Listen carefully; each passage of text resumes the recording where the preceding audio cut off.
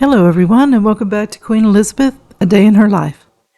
In our last episode, the king had to have a lung removed, which sounded very scary.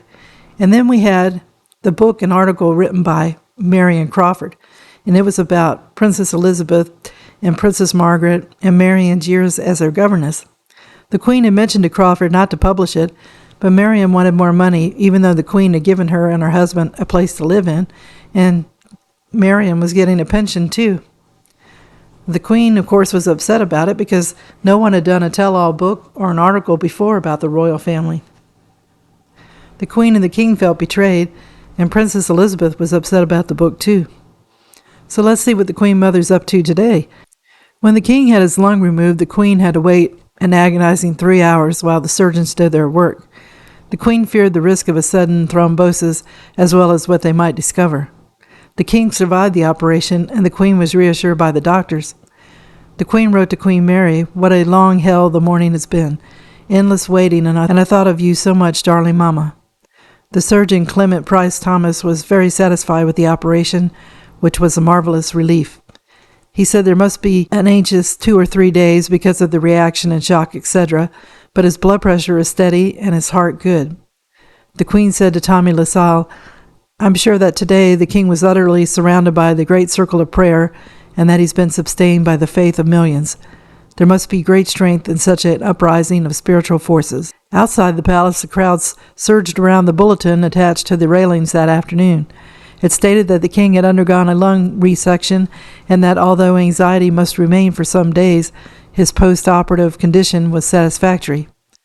The danger of thrombosis was real. Sometimes all the worry was too much for the queen, and she would slip out of the palace and go to the flat of her oldest friend, Doris Viner, for comfort. The leaders of all parties of the House of Commons signed a letter of good wishes and support. At the height of the crisis, the Duke of Windsor asked to see the queen, and she declined. She still thought of him as partly to blame for the king's troubles. The Duke sent a kind note, and the queen replied, thanking him. It does seem hard that poor Bertie should have to go through so much ill health and such a big extra burden on top of all the other burdens, but you can imagine he's been very brave and most patient, and one can only pray that this operation will give him some health back. I'm very touched that you should suggest coming here one day. I think I had better wait and see how Bertie gets on before making any arrangements, as all depends on that. A few weeks later, the Duke was back, and this time Queen Mary asked the king to persuade the queen to see him and bury the hatchet. He had tried to see her before when he had visited England, but the queen mother was ill and couldn't face seeing him, and now the Duke was frail, she still did not feel she could face him. The queen agreed with LaSalle's that the day-to-day business from the king should be appointed of her and the princesses doing the work. The king was able to sign the warrant authorizing the appointment of counselors. At the request of Clement Attlee, who could no longer sustain the narrow majority with which his government had been returned to office in the election of 1950, he signed the proclamation dissolving Parliament. It was a time of political turmoil, but all talk was of the king's illness. The king spent several weeks in bed, and the queen was at his side. She was there to cheer him up, except when she had a cold and had to avoid the risk of infecting him. His condition improved, and in early October the queen was able to tell her sister May that his pain had lessened, and he was now able to sit up in bed. She felt the great circle of prayer and affection which surrounded him, and the king and queen were happy about the success of Princess Elizabeth and Prince Philip, who were on tour of Canada. The Canadian government had suggested that this be postponed in the view of the king's illness, but after a short delay they set off on October the 7th. They traveled over 10,000 miles in Canada, and the Canadians gave the young couple a delirious reception. It was bringing back memories of when the king and queen went there in 1939. The princess was struck that young women screamed when her husband waved and men shouted, "Good old Phil." As the tour continued, each of them became more confident. At home, the queen was delighted to receive many warm letters of congratulations from Canadians. She wrote the princess a long letter telling her that her father was getting stronger. His voice is still very hoarse, but he's beginning to take an interest in things again, and once he makes a start, he will, I am sure, get on quicker. The doctors are pleased, and he is a little more cheerful. The queen wrote to Elizabeth and said she longed to hear her daughter's impressions of everything. the French, the Mounties, the delicious people at the little unexpected shops. She wrote that she and the king were so proud of her and Philip, and so glad that all is going well. We think of you all the time, and with all the rush and tiredness, one stores up wonderful experiences and perhaps a little more understanding and wisdom, doesn't one? The Queen did get to talk to Princess Elizabeth a few times over a crackling transatlantic line, and her daughter found out that such calls made her feel much refreshed and strengthened. She was happy to hear her son, Prince Charles, piping away, and to hear her father sounding stronger. The king continued to get better, and by mid-October he was able to tell Queen Mary that his doctors and nurses had looked after him most beautifully, and thank goodness there was no complications, and everything had gone according to plan. He was well enough to start worrying about the country and the forthcoming election, and the Queen shared his concerns. She wrote to Princess Elizabeth, who was still in Canada, that any government that comes in here is in for a mess, but her faith in the marvelous sense of balance of the British people was undiminished. On October 25, 1951, the Conservatives, led by Winston Churchill, were returned to an office with an overall majority of 17. The King and Queen both looked up to Churchill. He arrived at the palace at 5:45 p.m. to accept for a second time to form a government, and it was a happy reunion. The King wasn't well enough to receive his new ministers individually, and on November the 6th, his speech to the new Parliament had to be read by the Lord Chancellor. But he and the Queen were able to go to Royal Lodge for a weekend at the end of November for the first time since his operation. Sunday, December the 2nd, was declared a day of national thanksgiving for the King's recovery. The family spent Christmas together at Sandringham, and this year the King didn't have to go through anxiety of making his Christmas broadcast live. The Queen persuaded him that it must be recorded in advance. This was wise.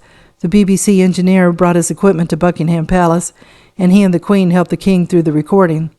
The King had to stop and rest every few words, and the whole session lasted 2 hours. Wood later said that it was very, very distressing for him and the Queen and for me, because I admired him so much and I wished I could do more to help. The King made his gratitude clear. He thanked God and the skills of the surgeons and the doctors and the nurses that he got through his illness. The King said that I have learned once again that it's in bad times that we value most highly the support and sympathy of our friends. From my peoples in the British Commonwealth and Empire, as well as from many other countries, this support and sympathy has reached me, and I thank you now from my heart. The King was able to go out into Norfolk countryside over Christmas and shoot with a light gun.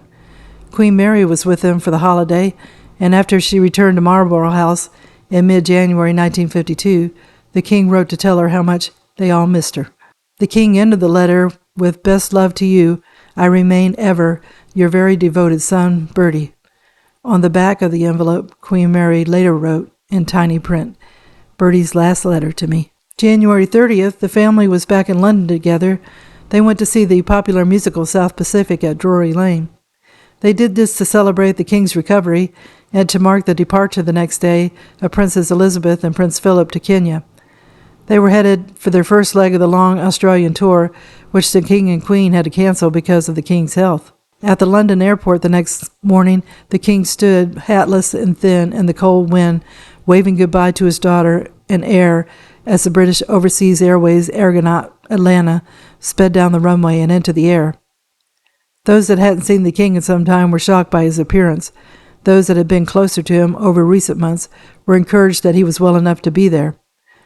The Queen hated to say goodbyes, and she wrote the Princess, "I could not help, one large, huge tear forcing its way out of my eye as we waited to wave goodbye.